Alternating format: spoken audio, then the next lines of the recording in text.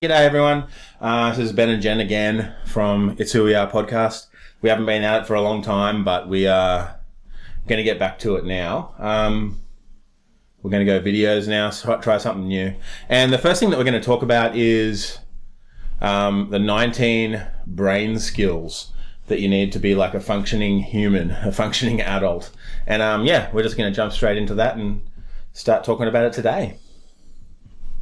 Okay, so seeing as we're talking about our brain, it's probably the most important organ in our body because it directs everything that we do in our lives. It directs our thoughts, it directs our words, our actions, and it impacts all of our relationships. So there's an organisation in America called Life Model Works, and they've actually identified and described the 19 skills that we need for the best relational, emotional, spiritual and mental health throughout our whole lives. And I think Ben might have a bit of a story he can tell about how it's impacted his life. Yeah, well, I've got lots of stories, but the biggest thing is like just the difference in like just who I am, I suppose. So I think I've probably talked about it before in some of the other ones if you've listened to it. But I used to be really, really angry and just fighting with everybody and any chance I got, just angry and fighting and I don't know, just causing trouble was something that I liked doing. I've just, ever since I've started down this path, well, really with Luke 10, that I've started to learn who God is, who I am, and started learning about these sort of brain skills in a really like a spontaneous way. It's not something that you I've sat down and learn, but I've just been doing it as like a day-to-day life, and I'm learning about little bits at a time and just getting it slowly but surely soaked into my soul. So it's been a huge change. Now I'm training as a coach, it's a massive difference compared to what I used to be, compared to being angry and not being able to talk about problems. And now we can talk about conflict and have conflict in safe ways. And, so there's lots more to that. We can go into it really deep, but today it's just the simplest way. I've had a massive like flip, and now I can be relational with people and also train people in this stuff. And it's not like a thing that I would have ever thought could have happened in my life. But so that's probably it. Yeah, that's great. Yeah, and I can vouch for that because, I've known him for my whole life, and I've even had times throughout my life where I've had to talk to him about different things we were doing and have to ring him and think, I've got to ring Ben. I don't want to. He's just going to yell at me. I'm really, really scared. But then I got to a point where I thought, that doesn't happen anymore. And it's 100% because of these skills that he's been learning, that we've all been learning. Yeah. And we've been learning it as a family too. Yeah, 100%. Yeah. And teaching it to our kids and grandkids and nieces and nephews, and not really teaching it either, just making it a part of life. Yeah. Modelling it. Yeah. Yep. And that's how you pick it up, just by being around people that have these skills.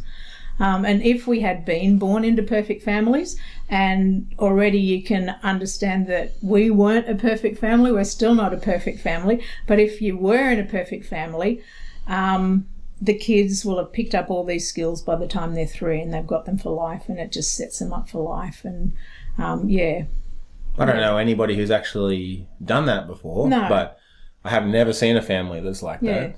I've seen families that I thought were like that, but then you find out that it's just a face. Yeah. But But I'm sure with all this new knowledge and understanding of this stuff, there's families like, your family, young families that are actually starting to teach it to their kids now, from a young age. Yeah. So most of us live our whole lives lacking these skills, and it just feels like there's something missing, there's something not right. But there is hope for the situation, and because of our brain's plasticity, we can learn these skills at any age. So I didn't start learning them till I was probably in my early to mid 50s, and we've got little kids in our family that are learning it, literally from the day they they were born. So Yeah. it takes time and it takes effort, and you need other people with these skills to help you grow them. And it's not just effort though. It is effort, but you actually have to want to do it. You can't just be like, I'm going to learn this. You actually have to want to do it and put it into practice in real life. Yeah, definitely. And you know, be in a community where you're safe to practice and to mess up and things like that. Yeah. But like once you have these skills, it just leads to like grit and resilience in your life. You can bounce back from things so much more easily than you did. You can resolve conflict in a safer, more healthy way, as Ben said before. And it just gives you the ability to get through the hard stuff in life really well. And like what we've been dealing with over the last 2 years with government lockdowns and all that sort of stuff, and removals of freedoms, like we've been able to get through it together. You know, not just our family, but our community that's around us. And So, and that's part of our goal being here now, is to build those communities where we belong and where we can grow together and learn these things together. And really the foundation for learning these skills is joy. And joy is probably a bit of a misunderstood sort of a word. I think most of us don't know what it means. I know I didn't know what it meant until probably 10 years ago. I thought it meant feeling happy. But they're not the same thing. So Ben, like, have you got a way you would describe joy? Yeah, well, the Luke 10 way, that's where we learnt all this stuff. The Luke 10 way is glad to be with each other no matter what. And that is, from my experience, the only way that you can find joy, like proper joy. I don't know, like I would never have thought that I could even explain that before, but just one of the things that we do in Luke 10 is we get together on leader teams, and we get together every 2 weeks just on Zoom, and just being with those people, it feels like you just like give them life, and it's rejuvenating, it's energizing, and it just like builds you up to get through things. And that's what joy is. Like you get there and you can't wait to see people, and even if they're feeling bad, even if they're going through something really hard, we can be with them and do it together. So that's been my experience. And we have house church in real life, and it's exactly the same thing. So like you're talking about these groups that you have, and like, you know, I've experienced it too. You can go in feeling really bad yourself even, and then you start sharing joy, and we have ways that we share joy together. Like we check in like emotionally, and we tell appreciation stories. And no matter how bad you're feeling, once you've gone through a round of appreciation and a round of checking in, like your joy level is just increased ridiculous amounts. And even if you have problems, like you talk about it. And then bring it out, and other people know how to ask these gentle, curious questions to dig to the problems that you have, and then you get out of it. Like you can, and then you get answers. And then, you know, like you've got people, if you're going through something, you know, long-term, people to go through it with you, and, you know, they're there, you know, they understand, you know, that they're happy to be with you, no matter how hard it is for you or whatever's going on for you. So that's what we say, joy is the foundation to learning these skills. And, there is a learning process in all of this, and the learning process actually changes our brains. And as we've been saying, it changes through experiences. It's not changed by someone saying, well, you need to do this, tick off this list and everything will be okay. But it's through experiences. It's being in community with... being modelled to. Like-minded by people. Others, and modelling to them. So people that have the skills that you don't have, they model it to you.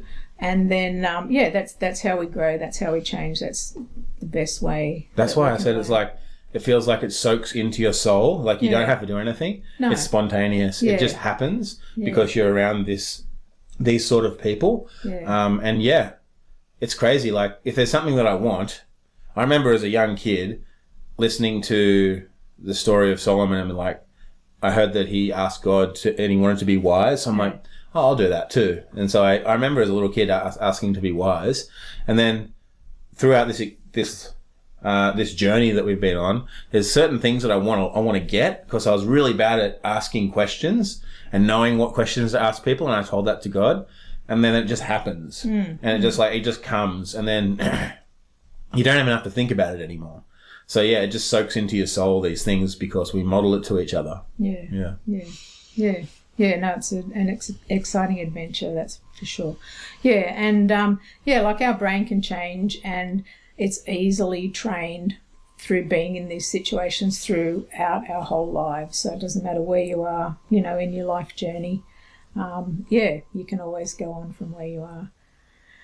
So, it's just about joyful interaction with people who have these skills, and then that leads to us growing in these skills too, and then being able to pass them on to other people. Yeah, and it's like you don't even have to worry about passing it on either, because it's like you get it for free, and then you are able to model it to others for free, because it just happens. Yeah. It's really cool. Yeah. So I think that's what I mean by passing it on, just being together, and they see how we deal with things. That's good. Yeah.